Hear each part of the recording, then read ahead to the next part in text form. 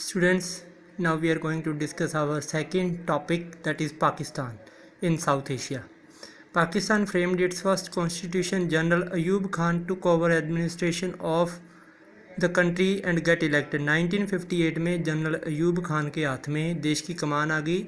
जब इनका constitution enforce हुआ था वो हुआ था 23 मार्च 1956 को कॉन्स्टिट्यूशन इन्फोर्स हुआ.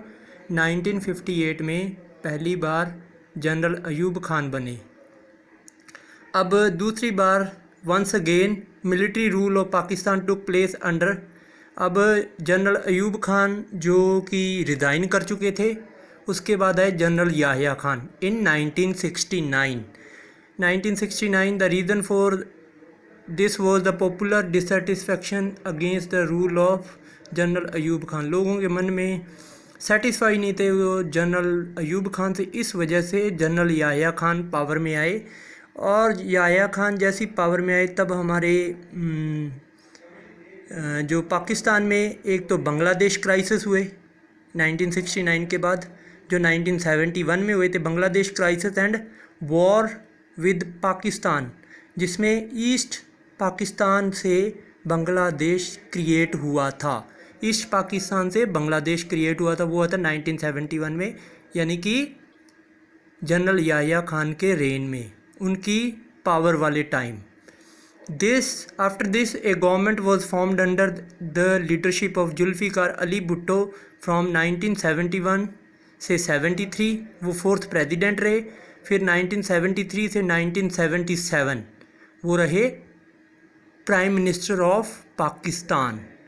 अब Bhutto government was removed by Zia ul Haq in 1977.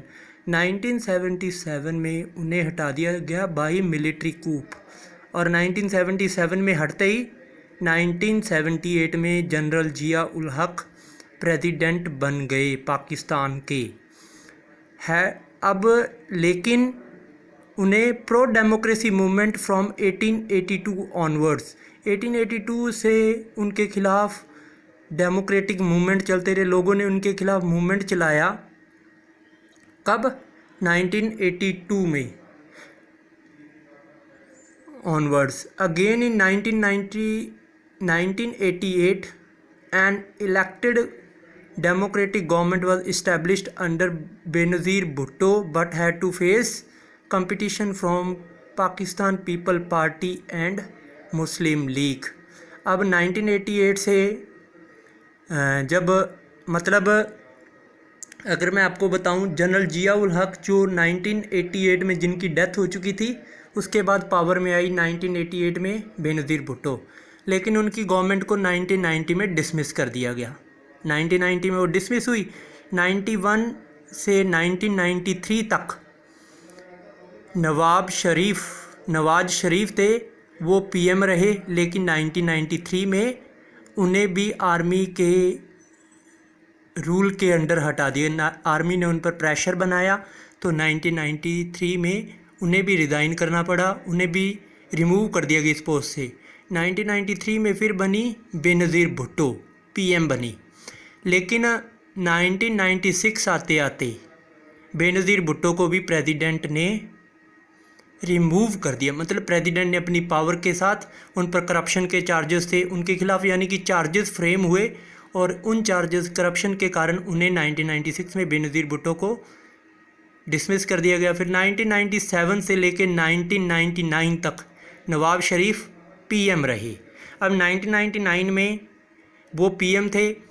फिर आर्मी ने दोबारा स्टेप्ड इन किया again, and general Pervez Musharraf removed prime minister Nawaz Sharif. General Musharraf got him elected as president in 2001. 1999 से लेकर मतलब 1999 अक्टूबर में जैसे ही नवाज शरीफ को हटाया गया कूप के द्वारा, परवेज़ मुशर्रफ के द्वारा, तो तब वो पावर में भी थे, लेकिन 2001 में वो एज ए प्रेसिडेंट भी चुने गए और हेड ऑफ आर्मी भी बन गए. 2001 वो था, जून 2001 में वो हेड ऑफ आर्मी और प्रेसिडेंट ऑफ पाकिस्तान बन गए.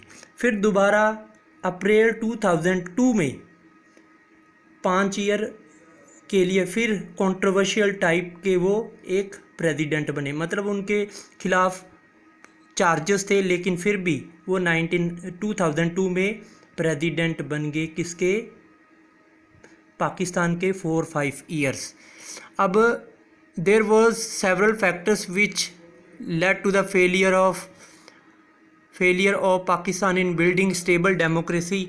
अब जो फैक्टर्स थे वो ये थे कि जो इनमें स्टेबल डेमोक्रेसी किस वजह से नहीं बन पाई, क्योंकि इनके जो कैलगरी क्लास थी और जो पाकिस्तान की जो प्रॉब्लम थी वो सबसे बड़ी थी सोशल डोमिनेंस ऑफ मिलिट्री का सोशल डोमिनेंस। देन क्लर्गी मतलब वहाँ के जो मौलाना थे उनका, और फिर land owning aristocracy had led to the frequent overthrow of elected governments and the establishment of, मतलब कहीं ना कहीं लोग जो बड़े ऊंचे घरों के, मतलब जो बहुत ज़्यादा अमीर थे, उन्होंने कहीं ना कहीं इलेक्टेड गवर्नमेंट को ओवरथ्रो कर देते थे वो टाइम पर। इंडिया कॉन्फ्लिक्ट विद, और इंडिया के साथ जो इसका पाकिस्तान का कॉन्फ्लिक्ट था वो भी इन जो मिलिट्री ग्रुप्स को इनको पावरफुल बना देता था, और इस वजह से कि पॉलिटिकल पार्टीज़ है वो पावर में नहीं रह पाती थी, या डेमोक्रेसी हमेशा पावर में नहीं रह पाई, क्योंकि टाइम पर मिलिट्री रूलर्स डेमोक्रेटिक सरकार को ओवरथ्रो कर देते थे। The lack of genuine international support for democratic rule in Pakistan has further increased the military to continue its dominance। और जो इंटरनेशनल इन्हें सपोर्ट कभी नहीं मिला, इस वजह से भी जो आर्मी पाकिस्तान में पावर में आ जाती थी, और जो यूनाइटेड स्टेट्स और वेस्टर्न कंट्रीज़ थे उन्होंने भी इस आर्मी को हमेशा एनकरेज किया कि वो पाकिस्तान में रूल करें, और वो ये भी सोचते थे कि कहीं पे जो पाकिस्तान के पास न्यूक्लियर या हथियार हैं वो किसी टेररिस्ट ग्रुप के हक में ना चले जाएं, या उन पर वो ना रूल कर ले, कोई टेररिस्ट ग्रुप उन्हें हथियार ले। इस वजह से भी वहाँ पे टाइम पर मिलिट्री को जो राज करने का अधिकार मिलता था, या मिलिट्री वाले जब मर्जी वहाँ पे सत्ता को हस्तांतरित कर सकते थे, मतलब ओवरथ्रो कर देते थे सत्ता को। इस वजह से पाकिस्तान में स्टेबल डेमोक्रेसी नहीं रही। अब है India's conflict with Pakistan, India Pakistan conflict. तो after independence both the countries got involve in issue related to Kashmir. This led to the war in 1947, 48 and 65 which failed to settle the matter. अब पाकिस्तान के साथ 1947-48 में जो वॉर हुआ उसके अंदर क्या हुआ कि इंडिया के बीच में एक लाइन ड्रॉ हुई, जिसमें एक तो पाकिस्तान ऑक्युपाइड कश्मीर बन गया और एक बन गया इंडियन जम्मू कश्मीर। तो उस टाइम पर डिवाइड हो गया दो पार्ट में। जो ये इंडिया और पाकिस्तान के बीच में वॉर था, इसकी वजह से कश्मीर को दो पार्ट में डिवाइड कर दिया गया और लाइन ऑफ कंट्रोल खींच दी गई वहाँ पे। फिर इंडिया और पाकिस्तान के जो स्ट्रेटजिक इश्यूज़ हैं वो हथियारों को लेकर भी हैं, हथियारों की होड़ को लेकर भी। अभी आपके पास ज़्यादा हथियार है तो हम भी बनाएंगे, या सियाचिन ग्लेशियर जहाँ पे इंडियन आर्मी ने एरिया एक्वायर कर रखा है, तो वहाँ पे वो कहते हैं कि हम भी आर्मी लगाएंगे, या सियाचिन ग्लेशियर का कुछ पार्ट हमारा है। उसको लेकर भी इंडिया और पाकिस्तान के बीच में कभी सहमति नहीं बन पाई। और 1998 में इंडिया ने पोखरन में न्यूक्लियर जो बॉम्ब्स थे उनका एक्सप्लोजन किया था, तो पाकिस्तान वालों ने इसको देखकर कुछ ही दिनों में चगई हिल्स के अंदर अपना न्यूक्लियर टेस्ट पूरे किए। इंडिया ने पोखरन में अपने न्यूक्लियर टेस्ट किए और उन्होंने चगई हिल्स के अंदर अपने न्यूक्लियर टेस्ट किए। और जो लेकिन दोनों गवर्नमेंट्स हैं वो हमेशा एक दूसरे को शक की निगाहों से देखती है, और हमेशा इंडियन गवर्नमेंट ये बात कहती रहती है कि ये बिल्कुल लो स्ट्रेटजी अपनाते हैं, यही टेररिस्ट को ट्रेन करते हैं और उन्हें ग्रुप्स में इंडिया में भेजते हैं क्योंकि इंडिया में दहशत फैला सकें। और इंडिया पाकिस्तान को ये कहता है कि जो खालिस्तान है उसके जो उग्रवादी हैं उन्हें हथियार और उन्हें पैसा पाकिस्तान प्रोवाइड करवाता है, और कहीं ना कहीं ये सच भी है, because they are getting help from Pakistan too for trading purpose and for financial add.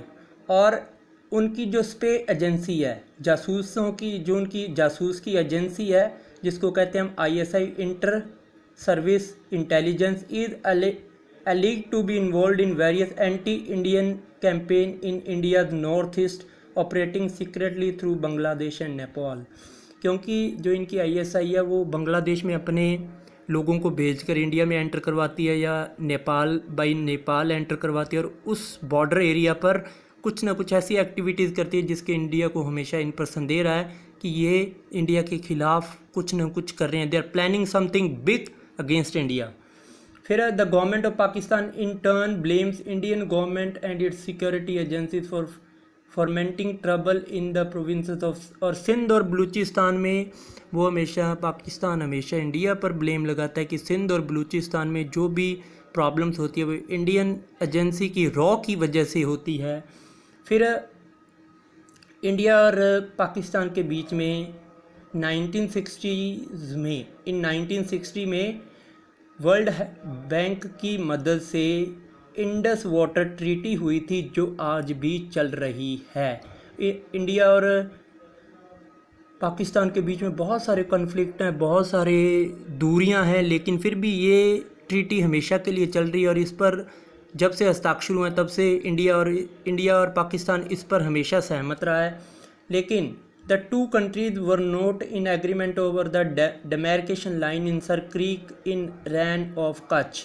Rain of Kutch में एक डेमार्केशन, एक लाइन बनी हुई है जिससे इंडिया और पाकिस्तान की बॉर्डर डिवाइड होती है। तो पाकिस्तान हमेशा ये कहता है कि कुछ एरिया इंडिया ने सर क्रीक का, रैन ऑफ कच्छ में सर क्रीक है, उसका कुछ एरिया इंडिया ने हथियार रखा है। लेकिन जो शिमला एग्रीमेंट है वो हुआ था इन दोनों के बीच में, वो ये कहता है जो एग्रीमेंट पहले हो चुके हैं वो चलेंगे, जो लाइंस पहले ड्रॉ हो चुके हैं वही रहेंगी, उन पर कोई मतलब उंगली नहीं उठा सकता। इस वजह से ये चल रहा है। लेकिन पाकिस्तान हमेशा ये चाहता है कि उस लाइन को रीड्रॉ किया जाए या उसे ऐसा किया जाए जो इंडिया और पाकिस्तान के बीच में एक इक्वल एरिया डिवाइड हो पाए। Thank you so much guys, we have completed our next topic।